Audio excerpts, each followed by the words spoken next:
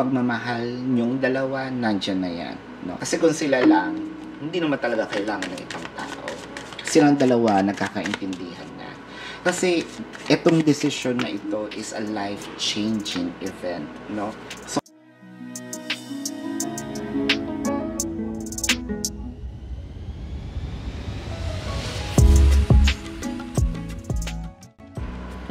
hello Libra! Welcome sa inyong reading. Salamat po sa mga bumabalik. Doon po sa mga nakasubscribe. Maraming salamat. Comment nyo po yung name nyo para ma-shoutout ko po kayo, no, sa mga susunod na video. Sa mga bago po, don't forget to click the subscribe button. Smash the like button. Comment nyo po, no, kapag kayo nakaka-resonate para ma-boost po yung ating video. Malaking tulong po yun. And kung gusto niyo sumali sa aming live sessions, sa kabilang channel po yun, Babaylan TV.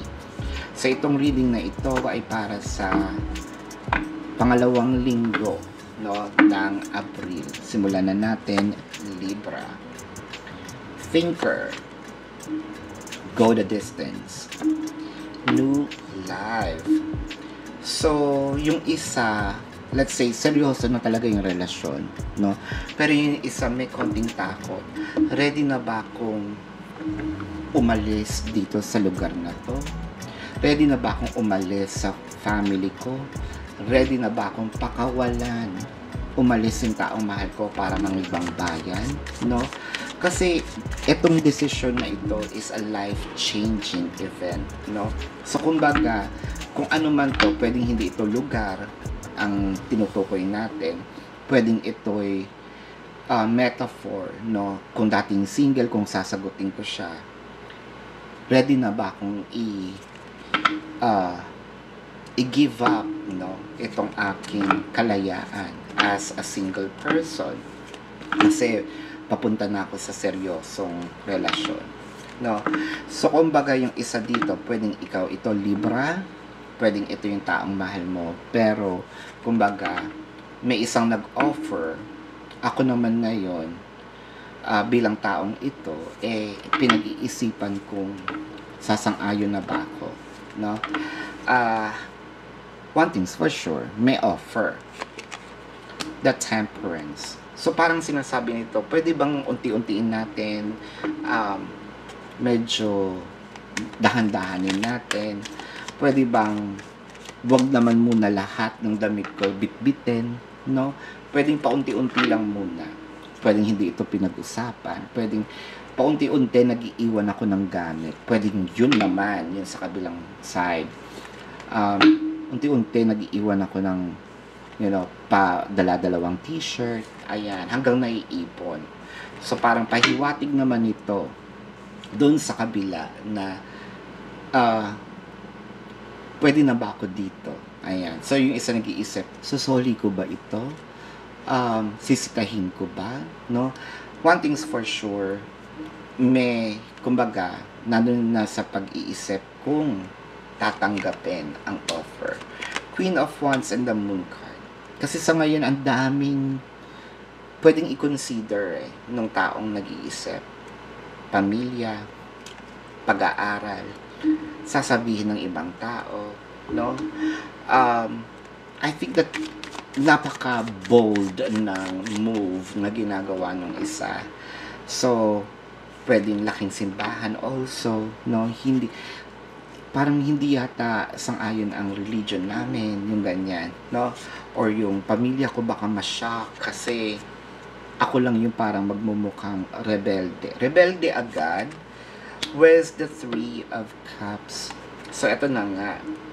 With, I can see here, kung kayong dalawa lang naman ang i-consider, masaya naman yung relasyon. Kaso, yun nga, walang taong nabubuhay para sa sarili lamang. Ayan. Siyempre, consider din natin yung ibang tao, katulad ng pamilya. Pamilya. Kasi sa tingin nila masyado pa akong bata. Baka may age gap naman, no? Pwede tong May-December love affair. Pwedeng konti lang yung gap, pero still may gap, no? Hindi sila magka-same age, magka-same era, no? Kumbaga merong Kasi yung isa, kaya siguro naisip niya, ready na ba akong i-give up yung aking kalayaan bilang single? Kasi parang medyo bagets-bagets pa, no? O baka iniisip naman ng isa na magmamature kaya to, no? Baka masyadong bata. Yan. Knight of Cups. Pwedeng bagal-bagalan muna, no? Kasi parang medyo ako mismo as a reader, medyo kinakabahan din sa mga pwedeng maganap, no? Lalo na baka may nag-iisip ng pagtanan. The Hierophant, the Page of Cups. So, I think, no, para either read between the lines. Ayokong magbigay ng baka ako'y masisi, no? Pero ang nakikita ko dito, baka ang iniisip, sige, palihim, magpakasal tayo, no? Palihim, let's say, kahit sa West, no?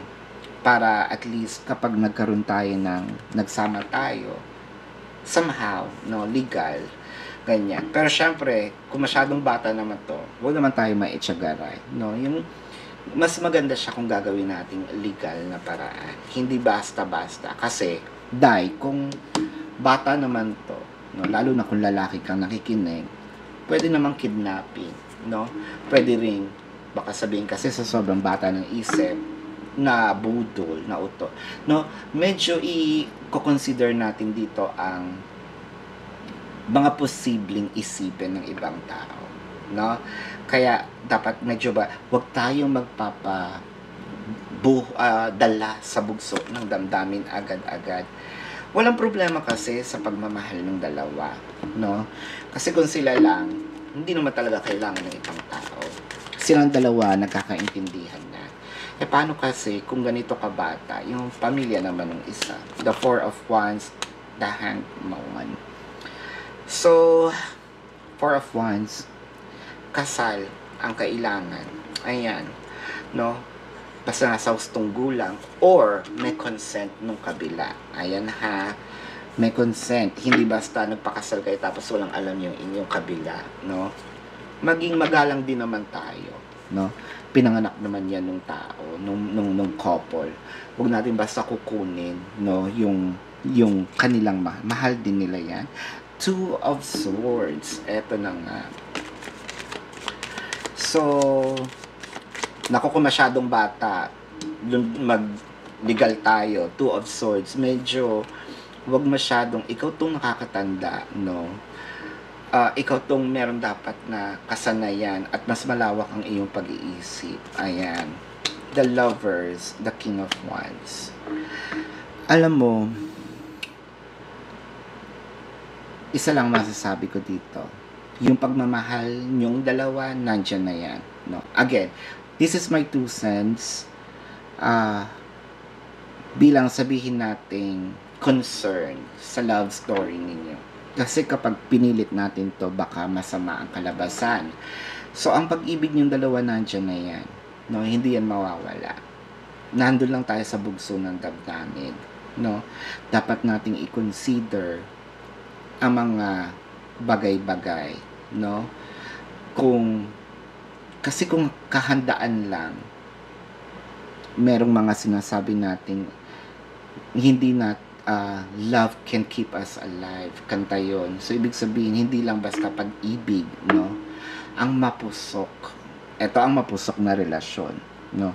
Hahamakin ang lahat, masunod ka lamang. Ayan. So, tingnan natin ang zodiac signs. So, meron ditong Gemini, Leo, Sagittarius, Aries, Pisces, Scorpio, no? Taurus, Leo na sabi ko na, Pisces na sabi ko na, ang Cancer, pwede Sagittarius is here. So, ito ang iyong reading, Libra. Napaka mapusok. Para sa mga bago, don't forget to click the subscribe button.